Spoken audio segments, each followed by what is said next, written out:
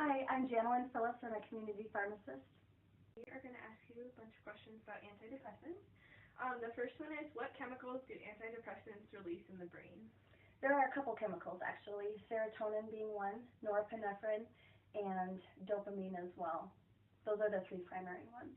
And what effects do those have on the brain? They allow the neurons in the brain to communicate with each other. How do antidepressants work? There are some theories with that because they haven't pinpointed the exact mechanism of action, but they do touch upon the neurotransmitters in the brain, which are very important in carrying communication between the nerve cells. What is a common ingredient in antidepressants? All antidepressants carry their own actual ingredient. They can be structurally related. There are many different classes of antidepressants as well, and some of them will focus on the serotonin in the brain, some of them the norepinephrine in the brain, and some of them the dopamine, and then some of them will work within a combo of those neurotransmitters. What are the common side effects of antidepressants?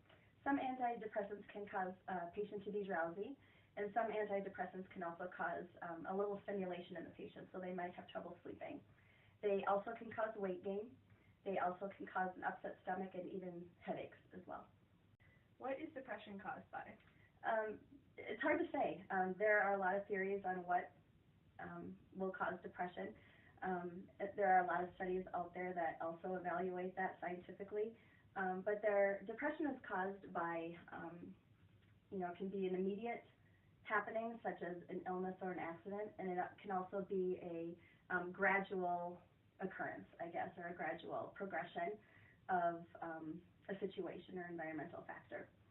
Listening to music, we found out, produces the two chemicals in the brain, dopamine and serotonin. So we were wondering, how do those affect the brain? Well, when you have a decreased amount of dopamine or a decreased amount of serotonin, that's when you might get some symptoms of depression. So the more you have in kind of the area between those neurons so that they can talk and signal back and forth and communicate to each other, the better you will feel. And that's actually how antidepressants work as well. They increase those neurotransmitters in the brain.